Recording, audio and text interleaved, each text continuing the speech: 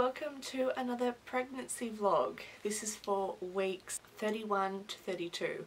Now I just want to start off by saying that last week I did not put out a video, which I have not done. I've not missed a week since starting YouTube, so for me that was a big deal. But what this situation was, where I live in Australia, we had really big storms. A lot of houses were affected by no power, and we did not have power for 7 days, so that was really difficult and there was nothing I could do. So unfortunately I did miss last week with a video, but this week is my normal week to do a pregnancy vlog, so here it is. What's happened for weeks 31 and 32 are basically I have had a short hospital visit. I didn't stay the night, but I got sent to hospital by my doctor, and I also repeated the glucose tolerance test, which I did that today. So, but that was a 2-hour test. Symptoms wise though, I feel like I'm getting heavier and it's harder to move. So I know baby, I think at my last appointment, was about 2 kilos, which is I believe over 4 pounds. So baby's definitely getting bigger and I'm feeling it. So when I had my last appointment last week, I mentioned that I hadn't felt the baby move as much in the last couple of days. Still felt movement. I believe I did still feel the 10 movements. Doctor asked me, have I felt at least 10? I said yes, I'm pretty sure I have, but the movements were more just like stretching, like the baby was stretching a limb, or really light kicks. So I wasn't feeling as stronger movements, which is what I normally would do. So like every other visit we have, we do an ultrasound, and he firstly checked baby's heartbeat, which was about 130 something, which was fine, he said, but she was not moving at all in the scan, and it was really unsettling to see. I didn't show it, but I was freaking out inside, and I just thought, wow, okay, I know the baby's heart is beating, but to see her not move at all.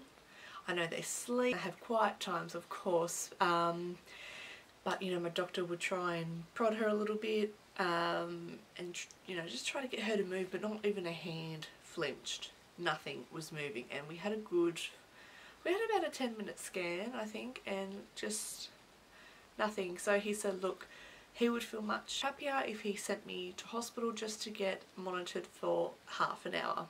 So I went up to the hospital that I'm going to be giving birth at, and they popped me onto the CTG machine, and yeah, definitely movements were still slow. Nothing, I think maybe for 15 minutes, nothing major, but then I felt the last half of the monitoring, then she really picked up.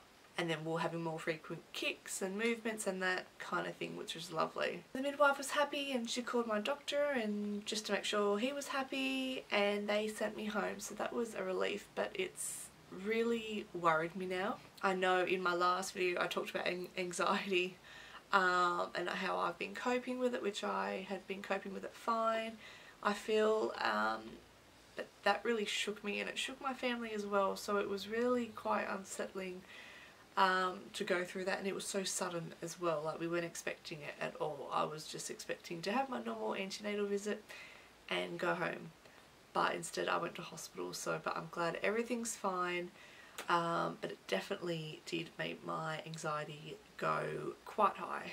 The reason why I've done my glucose tolerance test again, now this is the 2-hour test, so I have to fast for 12 hours. I had to be on a high carb diet for 3 days and then fast for 12 hours before going in to the centre to take my blood. When I get there, what they do with this 2-hour one, they take my blood first, then I drink 75 milligrams of the glucose drink. So I took that in about 5 minutes, and then they time for 60 minutes. So once I've taken the drink, the timer goes on for 60 minutes.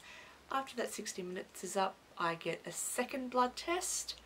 Then I have to wait for another hour, and then I get a third blood test. I felt quite fine actually with that one. I haven't felt sick or anything yet, just really, really tired, but that might be just because I didn't have a very good night. I don't know, but I did feel the tiredness kicked in pretty quickly. So why I got this test again is because I mentioned to my obstetrician that I was thirsty a lot, all the time. You know, put a glass of juice, water, cordial in front of me, I would just take it all in one go basically, and I don't feel satisfied so with my thirst, so I want to have more. So he just said, yeah, we'll just do another test. I feel everything will be fine, but it's just precaution, and I'd rather get tested for something and then we can rule it out. If it's not diabetes, wonderful. So, but at least I know that I got tested for it again just to be sure.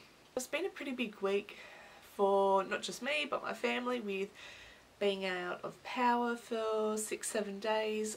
We've stayed with family, which we're very lucky for that. So we've had power but not at home, and just having the hospital visit and doing this glucose test again. I'm ready just to relax a little bit, and I will be doing a video on the baby's hospital bag or nappy bag. We did purchase a new nappy bag, so I think I'll do a video on the new nappy bag, which will be for the 2 children, so for Ellie and for the new baby. So I'll do a video on what's in my nappy bag once I've done it up. So before I go, I will show you my 32-week bump. By the time this video is up, I will be 33 weeks.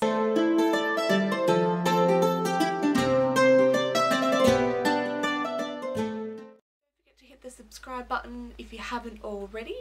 All my social media links will be down in the description box below, so please check them out and follow me so you can catch up on what I'm up to. Thank you so much for watching. Bye!